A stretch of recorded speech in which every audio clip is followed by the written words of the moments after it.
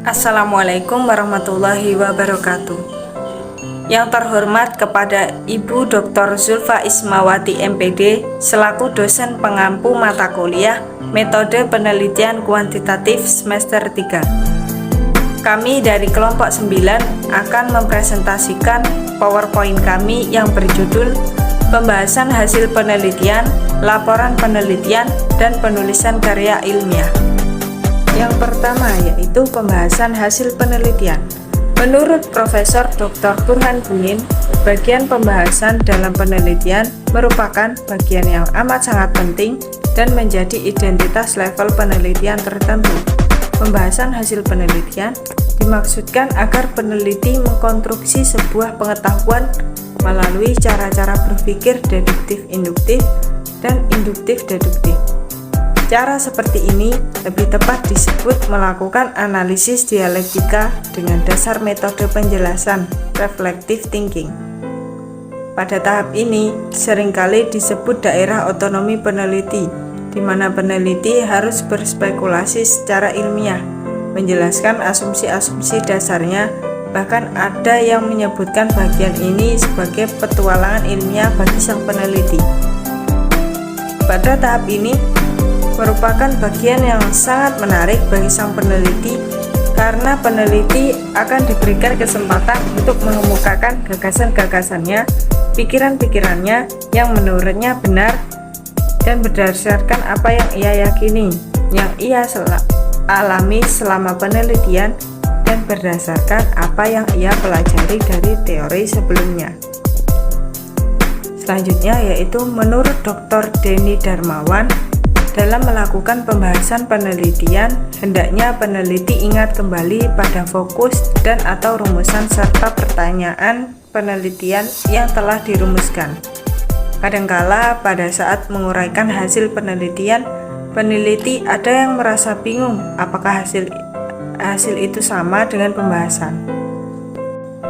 Selanjutnya yaitu materi-materi penting dalam pembahasan dan diskusi hasil penelitian, yaitu yang pertama, temuan hasil penelitian, yang kedua, teori yang digunakan dalam penelitian, yang ketiga, hasil penelitian orang lain, yang keempat, gagasan-gagasan orang lain yang diketahui, yang kelima, pendapat-pendapat pribadi peneliti, dan yang terakhir, bahan-bahan sekunder lainnya.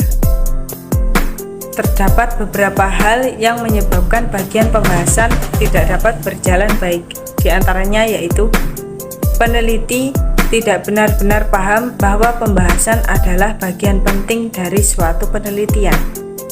Yang kedua, peneliti enggan membuat kesimpulan-kesimpulan yang berani dan spektakuler.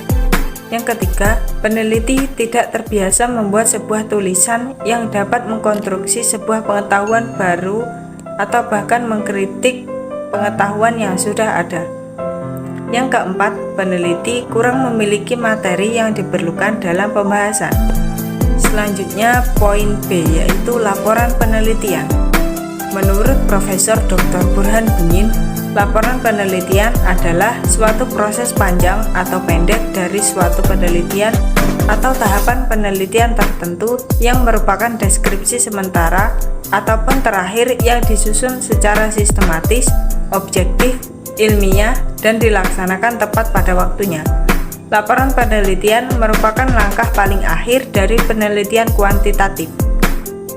Sedangkan menurut Nanang Martono pada bukunya, laporan penelitian merupakan dokumen tertulis atau presentasi secara lisan yang didasarkan pada dokumen tertulis yang mengkomunikasikan metode serta temuan penelitian kepada orang lain.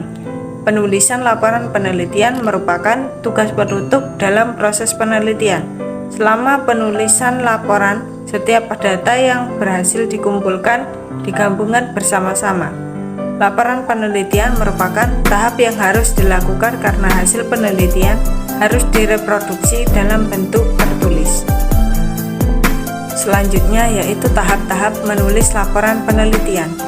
Tahap yang pertama yaitu pre-writing, yaitu tahap persiapan untuk menulis dengan mengurutkan catatan pada literatur, membuat ide, dan lain-lain. Tahap yang kedua yaitu composing, yaitu menuliskan gagasan-gagasan dalam pada kertas sebagai draft pertama. Tahap yang ketiga yaitu rewriting, tahap mengevaluasi dan menyempurnakan laporan dengan memperbaikinya. Kemudian, kepada siapa laporan penelitian disampaikan? Menurut Carol Edgeways, ada beberapa kemungkinan calon pemakai laporan penelitian, seperti diantaranya yaitu yang pertama, organisasi pemberi dana atau pemerintah maupun swasta. Yang kedua yaitu lembaga nasional, baik pemerintah maupun yang swasta. Yang ketiga yaitu lembaga lokal. Yang keempat, direktur proyek khusus. Yang kelima yaitu staf pelaksana. Yang keenam yaitu pelanggan atau klien suatu program. Yang ketujuh yaitu para ahli dalam suatu disiplin ilmu atau profesi. Yang kedelapan yaitu konsultan. Yang kesembilan yaitu politikus. Yang kesepuluh yaitu LSM atau LPSM. Dan yang terakhir yaitu pendidik. Bagian-bagian dalam laporan penelitian yaitu disusun antara lain: yang pertama, halaman judul, kemudian pengesahan, dilanjutkan kata pengantar, kemudian daftar isi, kemudian daftar tabel, kemudian daftar gambar, kemudian ringkasan, kemudian sumari, kemudian bab 1 pendahuluan, kemudian bab 2 tinjauan pustaka, kemudian bab 3 metode penelitian, kemudian bab 4 hasil penelitian, kemudian bab 5 penutup, kemudian daftar pustaka, dan yang terakhir yaitu lampiran. Untuk poin yang C yaitu penulisan karya ilmiah. Menurut Victorianus Aris Siswanto, karya tulis ilmiah merupakan laporan lengkap suatu penelitian, dibuat setelah seluruh kegiatan penelitian telah selesai dilaksanakan. Karya tulis ilmiah ditulis dengan maksud peneliti dapat mengkomunikasikan hasil pemikiran dan kegiatan penelitian secara sistematis. Karya tulis ilmiah disebut supaya orang lain dapat mengikuti, memahami, dan memberikan kritik terhadap penelitian yang dilakukan. Karya tulis ilmiah dibagi menjadi dua, yaitu yang pertama, hasil penelitian, misalnya skripsi, tesis, dan disertasi. Kemudian yang kedua yaitu bukan hasil penelitian, misalnya yaitu artikel, jurnal, dan makalah. Selanjutnya yaitu syarat menulis karya ilmiah adalah yang pertama, karya ilmiah harus objektif. Peneliti menuliskan pendapatnya sesuai dengan hasil penelitian, bukan pendapat pribadi. Kemudian, karya ilmiah harus sistematis. Di dalam membuat karya tulis ilmiah harus mengikuti urutan penulisan secara umum. Kemudian, 4 kriteria karya tulis ilmiah yaitu yang pertama, komunikatif, yang kedua yaitu mengalir, yang ketiga kekasannya, yang keempat yaitu tubuh karangan. Ciri-ciri karya tulis ilmiah yang baik adalah yang pertama, aktual. Karya tulis harus mengangkat materi yang masih hangat dibicarakan sehingga pembaca tertarik untuk membacanya. Yang kedua yaitu faktual. Informasi yang ditampilkan harus berdasarkan fakta yang ada. Yang ketiga yaitu menarik. Karya tulis harus menarik sehingga membangkitkan minat pembaca untuk mengetahui lebih banyak dan mendalam. Yang terakhir yaitu efektif dan efisien. Karya tulis harus lebih banyak diingat dan memerlukan waktu lebih singkat. Terdapat juga kelemahan dalam membuat laporan ilmiah. Kelemahan yang pertama yaitu rumusan masalah laporan ilmiah dikemukakan terlalu luas. Yang kedua, ada kecenderungan penulis menggunakan sumber-sumber data sekunder, mengingat waktu, biaya, dan lain-lain. Yang ketiga, penulis sering terpancing pada sumber informasi yang tidak akurat dan kecenderungan untuk puas dengan data tersebut. Yang keempat yaitu penulis menggunakan analisis yang tidak logis akibat dari